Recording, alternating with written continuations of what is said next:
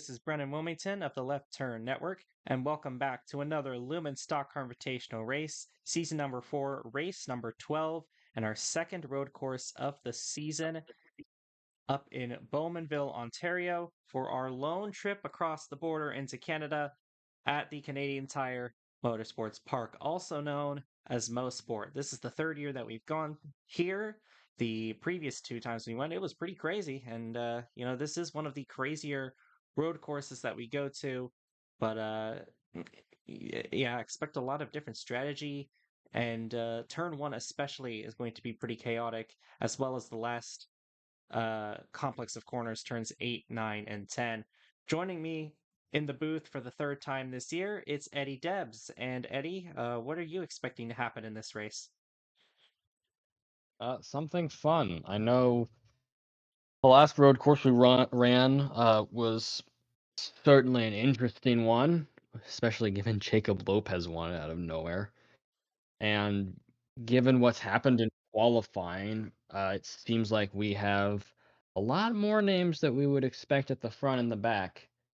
And we have, a whole different thing. Tyler Landry's in a good spot, I guess. But you look at the top, but when 16th in points doesn't qualify, that means that there are a lot of drivers up there that really had a bad day in qualifying. So I have a slight feeling that we might be in for one of the surprises of the year. Otherwise it's going to be Tim Berry, who was second in Coda winning, and I don't think a lot of us want to see that, to be fair. Tim Berry starts in 6th today. He had another good qualifying run. He's up by almost 2 races in the points, and we're only 11 races in. Eddie, do you think anybody can catch Tim Berry? We're witnessing a historic run here. Probably not. I mean,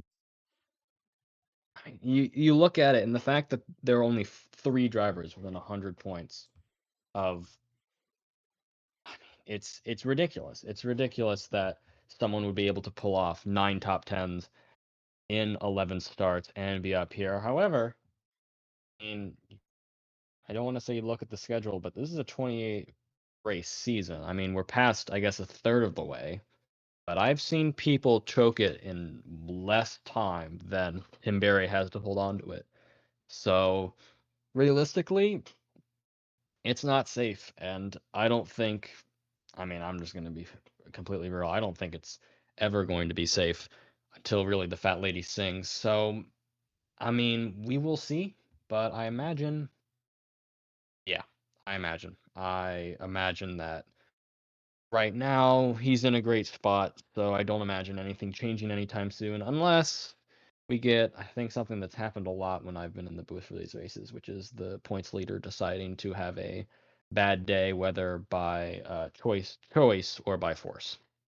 Yeah, Tim Berry at Coda, which was the other road course we went to, actually didn't run too great in the race, but he just happened to be in the right place at the right time when the game decided to quit on itself, and that's how he finished second. He was running like sub 20th in that race, if I remember correctly. That was his one weak spot on his resume this season. But as you can see, he's qualified top 10 for this one. So uh, we will see here if he is able to pull off another good run. But somebody who is good on the road courses, it's Tyler Landry. He's starting on pole here today, alongside Shauna Everett, who had a top 5 last week at Chicagoland. Blake Everett Motorsports, very impressive in that race. Row number 2, we have the 70 of Andrew Kreider, one of several drivers below the cutoff, who was in danger of DNQing until he pulled off a crazy lap within the last 5 minutes to get in qualifying. He's going to start in row 2 alongside George Bryan, Rebecca Raymond in the number 35, and Tim Berry in the 11 in row number 3. And then it's JB Chanot and Lori Jackson in row 4. Joanna Clark, another one of those drivers that just got into the race, and the 24 of Cooper Spur in row number 5. Then you've got Corbin Taps in the 16 and Kate Summers in the 92. Got the 19 car of Jake Sidney, your Lumen 500 winner, who was upside down last week at Chicagoland, hoping to avoid that fate again, and the 40 car of Adrian Wheeler. Then it's the 79 of Kobe Hollenbeck and the 2 car of Rhea Wickham. Kaleo Connie in the number 42, alongside the 81 of Jack Gino, the runner-up from last week's race at Chicagoland. Takamoto Aya in the number 5, and the 1 car of Kevin DuPont. And then it's the 6 of Holly Martin and the 85 of Charlie McCarran. 41 car, Karina Willis Calloway in row 12, alongside the 36 of Johnny Everhart. He was pretty impressive at COTA, leading about half the laps in that race. He's going to have to start from a further back spot on the field this time. Michael Harvin in the 55 and Lincoln Herndon in the 39. Two drivers that didn't even make the race at COTA. They're both in the same row here. Then it's the 62 of Vinnie Scholes and the 65 of Tamarin Bellinger. The 52 car of Ashley Blake, who led on the white flag at Chicagoland, ended up coming home in 4th, and the 99 car of Akiya Tajima.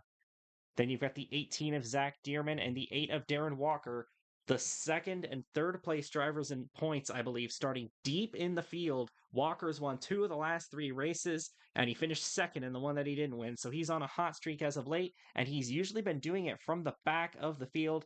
However, it is a lot harder to get through the field on a road course. So Darren Walker's got his work cut out for him.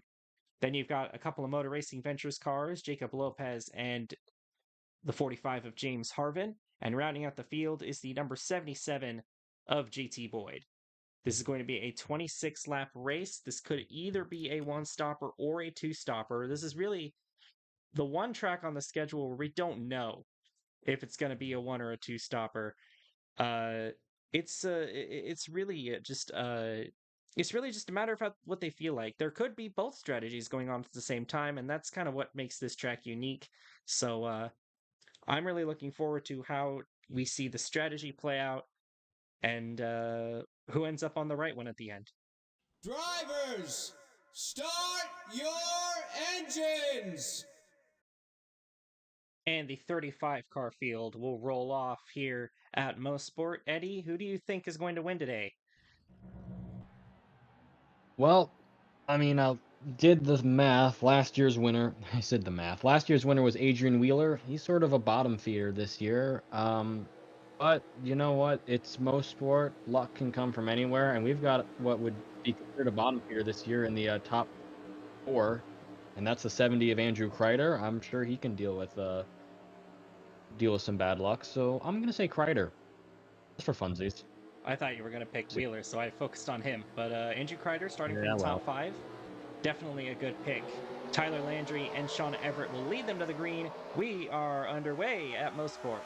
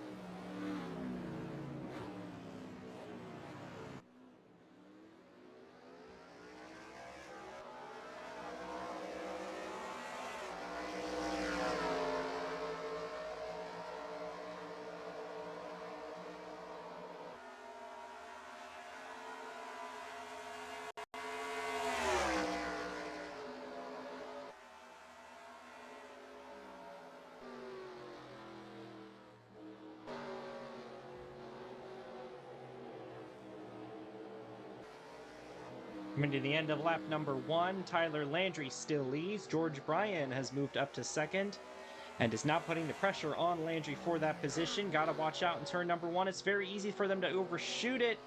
George Bryan right on the back bumper of Tyler Landry going through that corner, but was not able to make the pass. Further back, the 57 of Shauna Everett. And where did Rebecca Raymond go? It looks like she might have gone off the track a little bit. She lost a few spots. She was up in third, but now she's fallen all the way back here behind Lori Jackson. And just going to take a look and see, the 42 of Kaleo Connie. That's an oil leak on the 42 car on the very first lap, and that is a shame for one of our better road course racers, as he is now in the pits. Connie Twins just can't catch a break unless it's Karina Willis-Callaway for some reason. And going back to turn one, I think that fear of overshooting it may have been what caused the 52 to have a really bad start.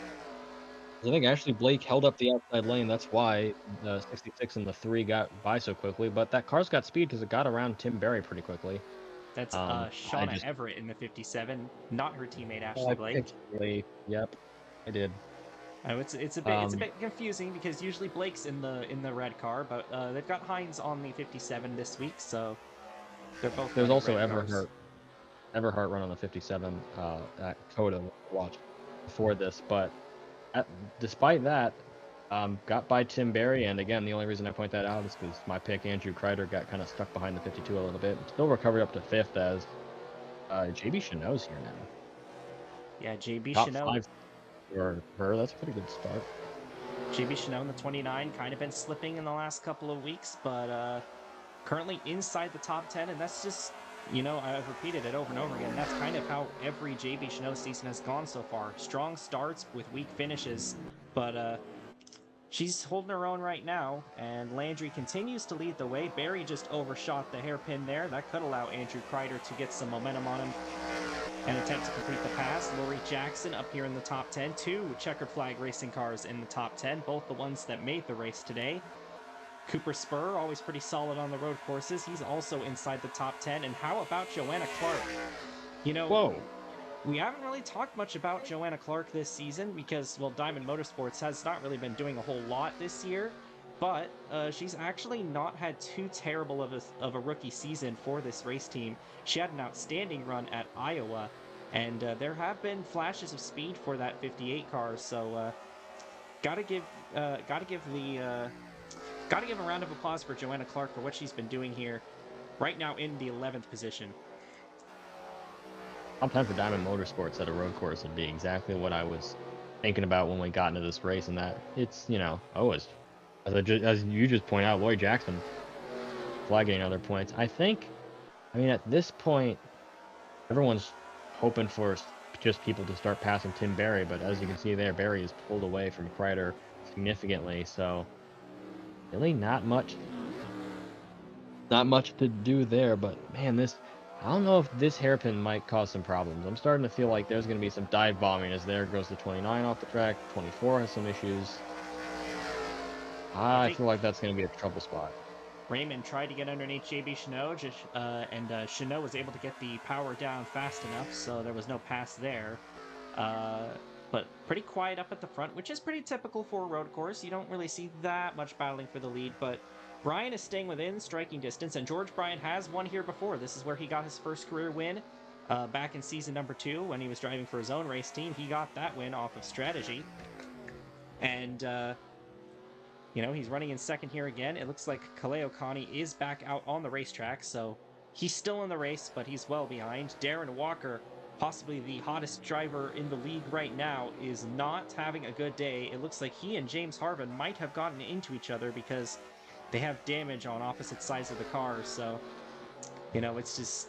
this is just what keeps happening to all the drivers trying to catch Tim Berry. Dearman's back here as well. They're just too inconsistent to be able to catch up to him, and you see a lot of that happening. Like back at Chicagoland, most of them had issues in that race or just didn't have good runs when Tim Berry was able to take advantage of all that, and it's happening again here at Mosport. And you gotta think, you cannot have that many more of those races before it just becomes impossible to catch him. And it's just, that really just goes to show how consistent and how good Tim Berry has been. Because, we're talking championship might be locked up already, and it's only lap number 12, or race number 12, rather. It's just incredible what he's been doing. Yeah, no, I would compare it to someone, but then I remember what happened to the someone that year, so I'll ignore it for now. But yeah, no, what Barry's doing is absolutely fantastic, and the worst part is that he's been doing so well, and interesting time to bring this up, I know, but the Constructors' Championship, McPickey's up by about 30 points on Hudson and Walker, and it's about to get a lot worse because they've got a double top 5 going for them, and Tyler Landry would get the win. So McPickey's up here. I don't think I see a Hudson car Jake anywhere Sidney's up here. around. Yeah, Sydney just made in the top 10, and then Walker Brothers is guess, around somewhere. Well, there are Yeah. other two cars that are not Walker's Yeah. himself battling for 17th, so definitely not a good sign when you're battling with the 2 car. Nope. But Not at you all. know, Wickham's in the top 20 though, so she's been having a good run today. Not to diss her too much. It's just that the 2 is not the greatest of equipment, but not much changing of positions at the front. We're on lap number 6. Tyler Landry's led every lap so far, and we're really not going to see the pit stops kick in until about halfway through. And we might have a battle for third brewing here as Tim Berry going to try and find a way around the 57 car of Shauna Everett right on the back bumper through this complex of corners. I'm surprised we've not had an incident over here yet because they like to overshoot the corner quite a bit here, but they've kept it clean so far. Really only minor contact that we've seen in this race. So you know, and this track is sometimes known for having a lot of accidents, especially for a road course. So good job by the drivers keeping it clean so far. And we've got some battling throughout the field. The 19 and 35 just swapped positions for 9th place. Raymond slipped to 10th after she started in 5th at the start of the race. So lost 5 spots, but still in the top 10. Kate Summers, Corbin Taps, and Kobe Hollenbeck all just outside the top 10. Adrian Wheeler as well. So some solid runs going for them, but maybe looking for a little more right now. I was about to say, is Kate Summers starting to truly train? But at this point, I mean, it's whatever needs to be done to keep on the track, as we've seen with Connie earlier. It's just, you know, to keep it on the track long enough for strategy to happen. Really, anything can happen to get you to that top spot. But Tyler Landry is really holding. I mean, it's so funny watching the 57 versus the 11 battle because it's literally David versus Goliath. It's a team that has had, I mean, a team that's not really that great, if I do say so. A team that almost won a race, but really hasn't had much of an impact. Oh, they're going to make contact almost in turn number 1. Everett's going to hold on to the spot. That was almost an incident right there. But thankfully, Barry was able to get on the brakes fast enough and not run through the 57. I almost jinxed it. I was going to say something close to, well, it's David versus Goliath. Wouldn't it be funny if David literally did take out a Goliath and Tim Berry gets knocked out of this race by all people to 57, but he might be doing that himself. And yeah, if he's not careful, I think Kreider is starting to catch him. I mean, also You know who's Cooper's been here making now. some passes here? Cooper Spur. He's up to 6th now. He was just inside the top 10 earlier. But he's been making quite a few overtakes here in this opening stint. I think this 24 set up pretty good. Cooper Spur is one of the better road course racers in the field, so it's not too surprising to see him running here up the front at this kind of racetrack. And, you know, Cooper has had a pretty rough season so far. He does not have a top 10 yet, but this could be a great place for him to get one. It's a little bit more in his wheelhouse. He has won on a road course before, back in Season 3 at COTA, and that is his most recent win in LSCI. So this 24 car is looking pretty strong here early in the going. Possibly going to challenge Andrew Kreider for a top 5 spot here soon, as Andrew Kreider just dive bombed Tim Berry and made the pass on him. How about that for the 70 car? That's my pick. That's my pick right there. That's insane that he would do it right there and then. And worse is now that sets Barry up to. I mean, you said it. Cooper Spurs kind of the. Man, I didn't want to make this simile, but the very hungry caterpillar. And unfortunately, I think Tim Barry's the next fruit in front of him. So this might not be. This is, I mean, good for everyone else, but Tim Barry is right now in the clutches of the driver that has been moving up the best, and this might end up going really well for a lot of people and not so well for him. Also, I just realized Tim Barry and the Very Hungry Caterpillar actually makes sense. I don't know what to say about it. That's a very unique comparison, that's for sure. Oh goodness, Big Holly damage on Martin. both Jacob Lopez and Holly Martin. And we've had our first incident of the race. Of course, since this is a road course, we don't have cautions, so we're going to check them all out at the end of the race. But that's going to be day done for both of them. And those are 2 of your drivers that have, you know, some of the further down the points race winners this season. Lopez, of course, won the other road course race that we went to this year. So you definitely don't like to see that for Lopez and Martin. But that's going to take 2 cars out of the race here What the early in heck the happened going. here? Laurie Jackson just passed Cooper Spur. Yeah, Laurie Jackson. And you know what? Laurie Jackson's also not too bad on the road courses. The driver that Cooper Spur had to beat to win at COTA last year was Laurie Jackson, and Jackson put up a heck of a fight. So it's interesting to see these two battling on a road course again, because, they're both pretty good on these kinds of tracks, and they both haven't had the greatest of seasons. Jackson's definitely had a better season. She's not been terrible for checkered flag racing this year. She's been their best driver, but she hasn't done anything standout as per se. As she's going to overshoot the corner here. That could be an opportunity for Cooper Spur, but he had to let off a little bit. So, ooh, good corner around there though, going up the hill. Pretty good speed, and they might go side by side. Is he clear? I don't think. No, Laurie's not going to get clear over here. Jeez, what a. Or never mind. Wow, I can't believe she cleared. I thought the 24 was going to get next to her there. These two are having quite a fun battle here for 6th, as they've been exchanging it back and forth. This could be a good opportunity for Cooper Spur right here, going into turn number 1. And Jackson slid wide, and there you go. Just like that. That's all you gotta do. And now Chanot's right here, too. Yeesh. And Rebecca Raymond. Something I've realized is that Tyler Landry's lead has been growing ever so slightly up to now 2.5 seconds. This might be a point where at this point, I mean, unless Landry ends up on the wrong strategy, he's got the pretty, I don't want to say sizable advantage, but given that the only guy kind of relatively close to him is George Bryan, outside of the absolutely awful pit stop, Landry's got nothing to worry about if he gets on the right strategy. So as much as we haven't been talking about him, this might be I don't want to say it's a quiet win just yet, but might be looking like it for Tyler Landry if he can, in the next couple of laps, get the strategy that will win him the race. Yeah, we're gonna be seeing pit stops here very soon, within the next couple of laps here at Mosport. 66 and 3 are clear of the field by about 6.5 seconds. Tim Berry's back up to 4th, so he's gotten back past Andrew Kreider, and in fact, Cooper Spur has also gotten past him. 7.2 seconds now for the top 2.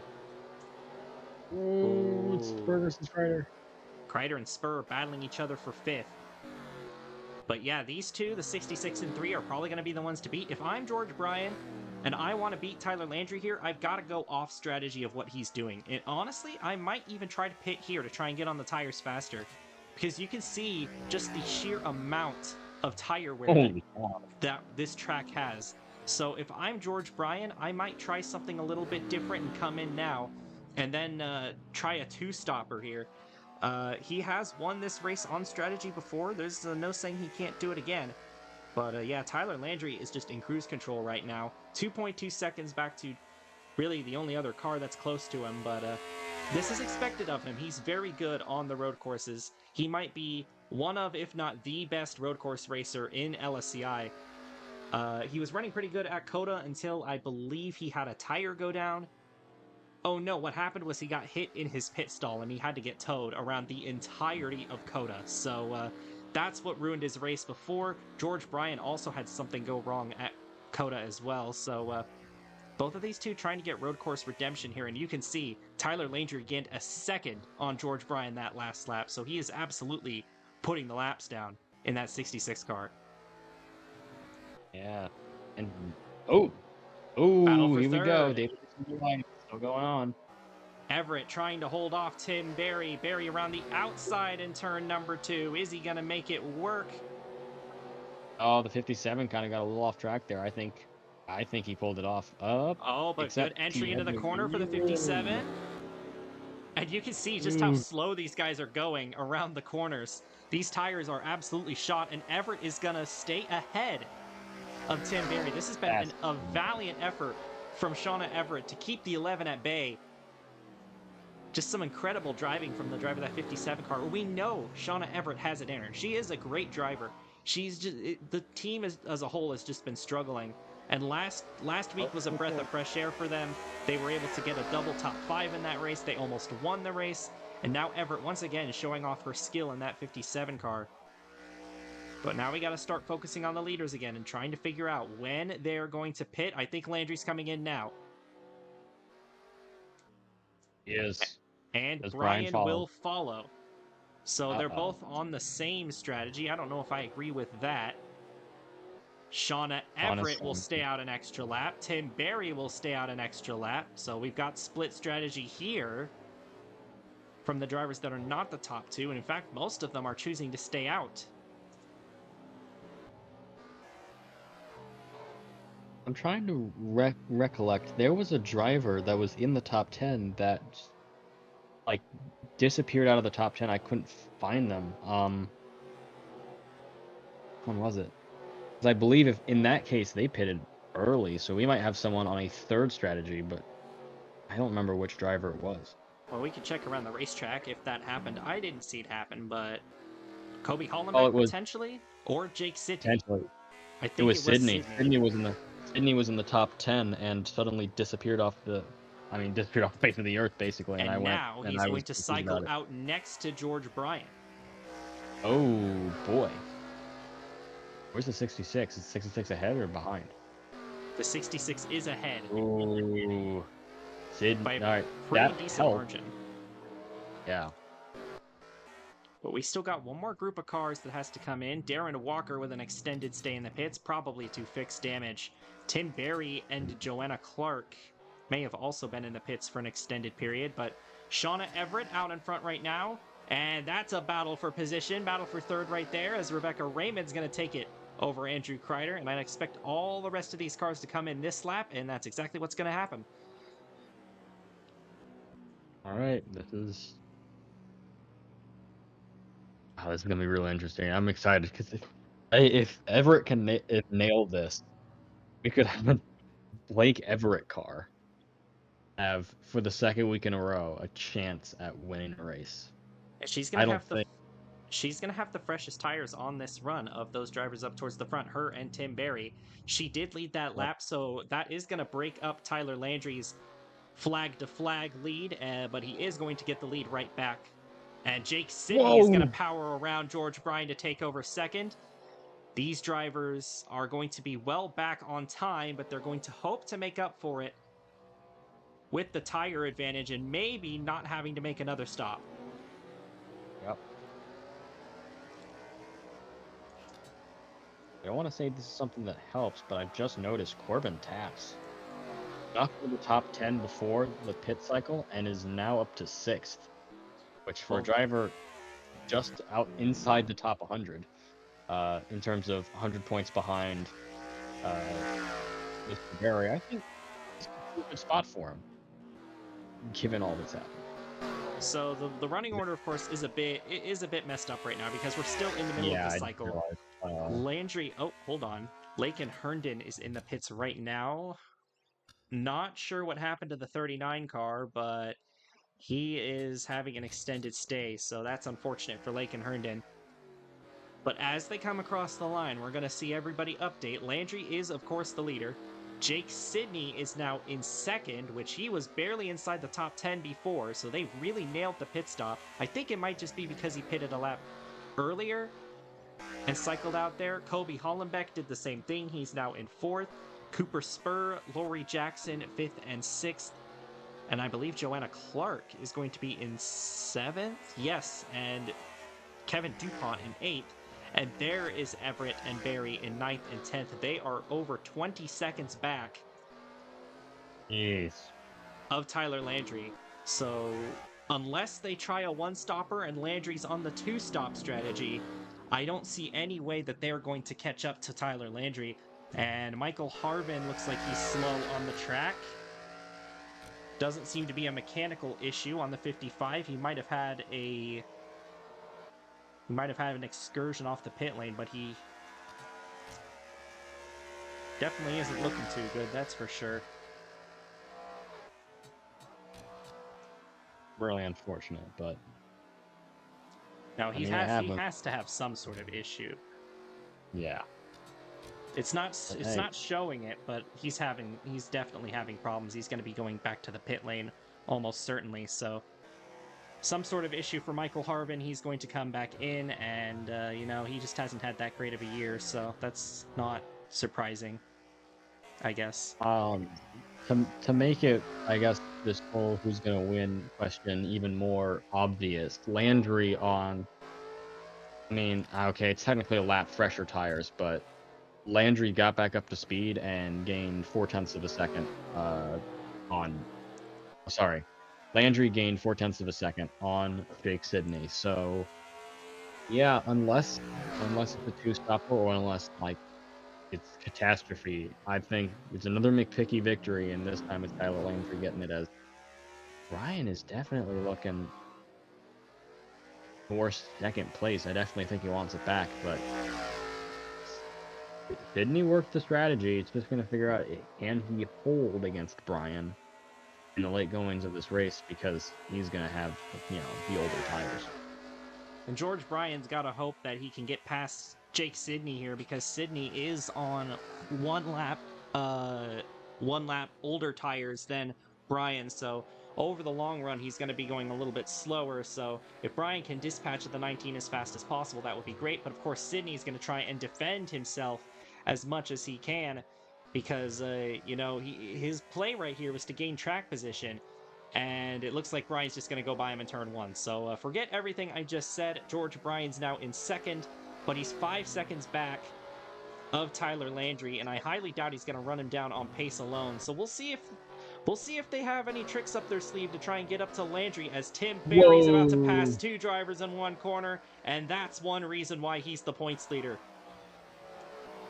Getting past the 57 and the 58 there to go up to 8th. I mean, what else can you say?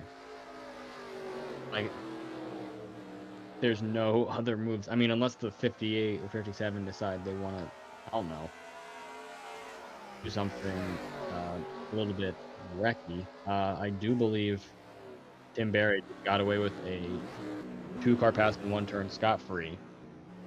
And at this point, can you really blame him? Darren Walker is up to 18th, so, I mean, he was running pretty much last time we saw him, so he's trying to salvage something here.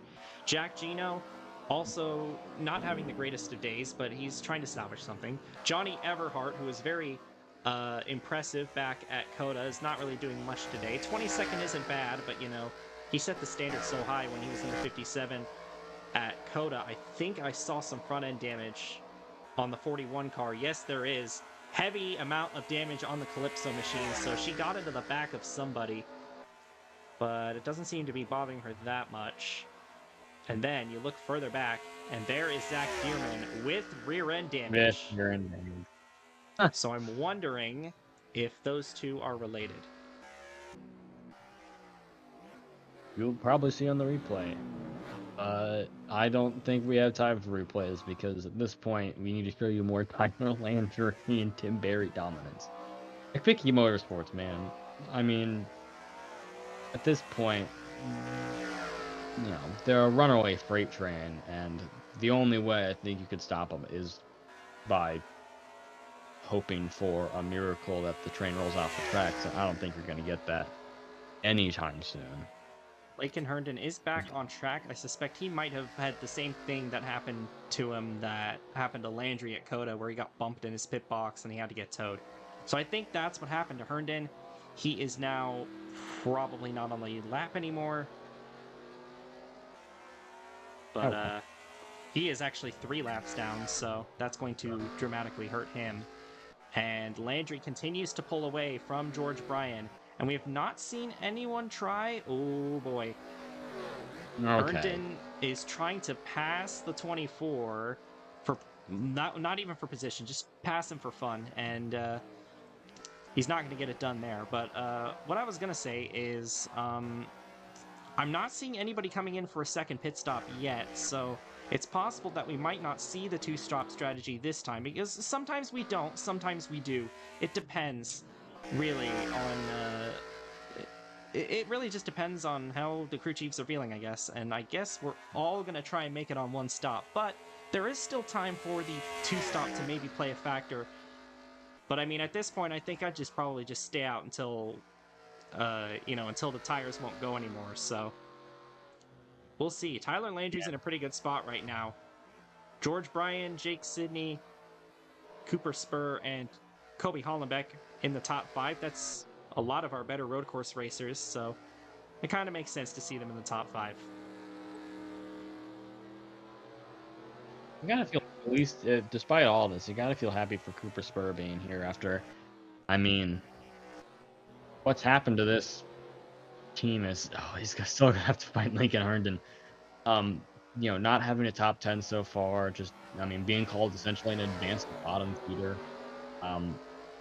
This is a guy who he's happy to be at this point. The fact that he's catching the 19 and might be able to secure a podium position. This is a great day for him. It's a great day for a couple people. Otherwise, who definitely, I don't want to say they don't need it, but I'm saying it could go to other teams. The amount of success they're having, just for fun. But you got to feel for him that he took advantage of this. He's taking advantage of this race and just at this point running down Jake Sidney and getting a 3rd place would be just a great thing to have after past 11 races for that 24 car. Yeah, Cooper Spur definitely having the best run that he's had all year, no doubt about it. The 66, it might end up catching Michael Harvin here, and it is possible that Harvin could give him some issues, so Landry does have to be careful here when dealing with the lap car, and it has just not been a good day for Motor Racing Ventures. Jacob Lopez got taken out in an accident. James Harvin and Michael Harvin are both running in the back. And the only one that's running anywhere near okay, it looks like Harvin has had another spill. He might have gotten into somebody before, but it looks like this is even more damage. So not a good day for James Harvin. The only Motor Racing Ventures car that's even been remotely all right today has been Adrian Wheeler, who I believe right now is passing Joanna Clark for the 10th position, and the 58 car is way off the pace, and oh boy, Shauna Everett has some right side or left side damage on the 57, so she's had an incident as well. That sucks. Really sucks. Andrew Kreider, who was running up towards the front earlier, has also slipped. I don't see damage on him though, so he might have just not had a good pit stop, but that's unfortunate for Shauna Everett there. Rebecca Raymond just passed Tim Barry for 8th. And they're catching up to Kevin DuPont, who I believe has older tires than these guys, so... Oh, Cooper Spur is in the dirt! Oh, God. And he passed Jake Herndon. Sidney. Yeah, he passed Jake Sidney, and Herndon's now past him, so Herndon won't be bothering him anymore, but that was a moment there for Cooper Spur, and look at that lead. It is now 7 seconds, and he's gotten past Michael Harvin here. So I think... unless something happens to Tyler Landry here, I think he's got this under wraps. We got 4 laps to go here at Mosport. We haven't had someone win by more than 5 seconds in this season, have we? I don't think so. I think most of the wins have been pretty close. Yeah. I tell you what, though, Michael Harvin is not going away. No. That's pretty much sums up the Harvin family for you. Will not go away. Tyler Landry absolutely gapped him down the straightaway. He doesn't seem to have any straightaway speed, so there has to be something wrong with this 55 car. Even though it wouldn't tell me in the chat what it was, he's got to be down on power or something, because he just cannot get any pace going down the back straightaway, going up the hill. So definitely something amiss with that car for sure. Yep. Actually, technically, Iowa was a 5-second lead for Darren Walker, but then you have to go back to Phoenix. Of course, the race got called, so maybe it's just me. Yeah, whenever I'm in the call, we're just gonna have the LSCI, someone decides to dominate a race days, but you know what happens. 3 laps to go, though. This is,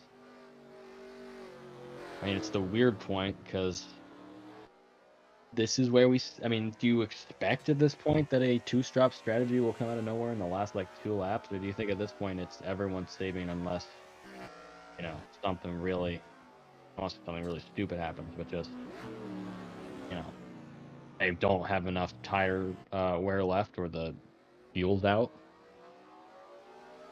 I don't think we're gonna see. It's definitely too late to have a two-stop be even remotely viable at this point. So everybody's just gonna try and run their stuff to the end. Lakin Herndon is very fast because he is off sequence. So there is still possibilities for stuff to happen to Tyler Landry, but right now he's sitting pretty good. As long as he can make it around 2 more laps, he should have it. But we'll see here. If I'm Landry, I just let Lakin Herndon pass me on the straightaway here. And it looks like that's what he's going to try to do, as we are now at 2 laps to go. And there you go. Herndon gets by him in turn 1. Brian is starting to catch Tyler Landry a little bit. He gained a second on him the previous lap, and then he gained a few more tenths this lap, but I don't think there's enough time for Brian to catch him. I mean, it would have to take something catastrophic, just like driving completely off the road, like we saw Cooper Spur earlier, for him to lose enough time to where we think Brian could catch him. But I mean, especially with Lakin now now in front of him, I mean, he can at this point just coast as long as James Harvin doesn't randomly decide to have pace and start catching up to his bumper. That's What is Michael happening? Harvin. Oh, Giving him goodness, a little bit of a scare in the hairpin there, but he almost lost it on the exit of the hairpin. I don't know why he's racing Tyler Landry so hard, but yeah, I mean, it's Michael. He can just. I mean, it's an Emirates car. He just do what he wants. here we Just for go funsies. through turns 8, 9, and 10. Coming to the white flag to cap off a dominant run for Tyler Landry to try and get his 2nd win of the season. Last week, Darren Walker became the first multi-time winner this season. Landry trying to join him in that club. He won at Homestead early in the season. Kind of had a rough start to the year, but he's really been turning it around as of late. And as long as he can make it around the track one more time, he is going to be golden. 5.2 seconds back to George Bryan. Again, Bryan's been running faster than him in this stint, but he just lost too much time to him in the early running. And it looks like, again, as long as Landry makes it around the track. Oh, he went wide in that corner, maybe just trying to let the 55 by so that he won't cause any issues, but the 55 is not going to pass him here. There are going to be questions lobbed at Michael Harvin from the McPicky garage at this point, because, I mean, he's pestering him for what seems to be no good reason at all. Just trying to get past him, trying not to. Maybe he's just trying to make it interesting. Yeah. That makes sense for Michael just trying to give us some entertainment, but entertainment time's over, boys. McPicky wins again. Tyler Landry looking for McPicky Motorsports' 5th win in 12 races, going through turns 8, 9, and now 10. The checkered flag is out for Tyler Landry, and he gets his 2nd win of the season in dominating fashion here at Mosport. George Bryan will finish in 2nd. Cooper Spur is going to get a podium. And a battle going on for position back here. Sydney will go across the line in 4th, and then it will be Hollenbeck, Raymond, Jackson, Barry, DuPont, and Wheeler in the top 10. Well, this is where all the battling was happening. Yeah. But, you know. I mean, look at, a bunch of those guys have been like a second of each other, the 7th, 8th, 9th, and 10th. Whew. Well, it was a race. Clay O'Connie managed to gain a couple spots. despite an oil leak on the first lap, simply by not crashing. Yeah, there were a couple of drivers that had incidents, and of course, we were going to show the replays of that here right now before we get to the post race. Well, here's the incident that took out Holly Martin and Jacob Lopez, and this is a hard one. In turn 3, Holly Martin tried to arc the corner. Lopez was there, and she is going to go head on into the tire barrier. Lopez hits the tire barrier very hard too, but that is a concerning hit for the driver, the number 6, Holly Martin. Just head on into the barrier. That's also a very weird spot for them to crash. Usually they crash either in between turns 1 and 2 or in the final complex of corners. I don't think I've ever seen them wreck in turn 3 before. So that was a very strange incident, and hopefully Holly Martin is okay. That looked like a vicious hit into the tire barriers for that 6 car, and that's going to take her and Lopez both out of the race. Just nobody's fault there, just 2 cars going in the same spot, and they just came together. Yeah, I mean, it is nobody's fault, but like, man, I mean, you wonder why those two didn't return to the track and were the only 2 accidents. And I mean, that what we just showed you, I mean, that's why. There's no doubt that those were terrible hits. Hopefully they're all right. And I guess all my talking about McPicky having a great day, might be a little bit soured on that because, Holly always a great driver to run well, and that is not something you want to see coming on the track for the McPicky garage. So hopefully she's all right. Jacob Lopez, I mean, that's just unfortunate for someone who did so well at Coda, but yeah, man, that was rough. Oof. So this was a multi-part accident on the exit of the pits. Rhea Whitcomb just not giving Karina Willis-Callaway any room on the pit exit. And the two will come together, and you're going to see eventually, once they get to the end of the pit lane, the 2 car is going to get spun. And this is where both of those cars, who we saw with damage early in the race, that's where both of them got their damage. But then it happens again right here between Zach Dearman and Takamoto Aya. Aya actually spins out onto the racetrack. Dearman also gets spun around there, but is able to recover it. Aya is very lucky that nobody was going through that corner at the time. Otherwise, that would have been a nasty impact. And speaking of impact, Michael Harvin just absolutely running into the back of Zach Dearman.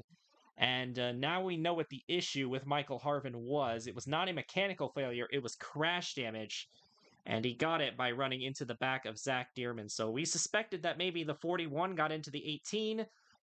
They were both in the same accident, but they didn't actually get into each other. It was pretty uh, pretty much the same incident, but uh, they never got into each other. But that's still a tough break for Zach Dearman and Karina Willis-Callaway and all those drivers involved. Just a stack up on the exit of the pit lane. It's not the easiest pit lane to get out of, but you know, Rhea Wickham, Takamoto Aya both definitely could have left a little bit more room for those guys.